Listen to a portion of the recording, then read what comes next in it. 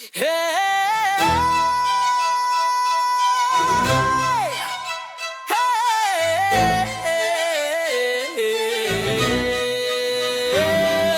kahig, isang tuka ang buhay. Pag minalas sa yun sa lansangan, natutulog kung saan di mababasa ng ulan. Nakatitig sa kawalan ng pinagkakaabalahan. Pag nagutom kumakain ng tira-tira sa basurahan. Alam naman natin na mahirap ang buhay ni Juan, kaya di ko maintindihan bakit ginagawa pang impyerno ang mga buhay natin na mga kurakot sa gobyerno. Sawa na sa politikong nangungurako, sawa na sa pangakong palaging napapako, sawa na sa makupad na serbisyong publiko, sawa na sa ngiting anghel pero kampo ng diablo. Sawa na sa politikong nangungurako, sawa na sa pangakong palaging napapablo, sawa na sa makupad na serbisyong publiko, sawa na sa ngiting anghel pero kampo ng diablo. Yaya lang ang aming hawak pero magbuwis ay buo. Pundo ng bayan diretso pasok sa bulsa nyo. Kami nagtitiis sa ulan, gutom at trapiko. Kayo'y nagpapakasasa sa karanyaan, bisyo at luho. Dilata ang ninakaw, dampot agad. Pag bilyon lipad agad, anong klaseng hustisya yan, my God? Habang ang mga ospital ay kulang sa kama, kayong mga politiko naman puro kayo drama. Sawa na sa politikong nangungurako, sawa na sa pangakong palaging napapako, sawa na sa makupad na serbisyong publiko, sawa na sa ngiting anghel pero kampo ng diablo. Sawa na sa politikong nangungurako, sawa na sa pangakong palaging napapako, sawa na sa makupad na serbisyong publiko, sawa na sa ngiting anghel pero kampo ng diablo. Sabihin nyo nga, nakikita nyo ba kami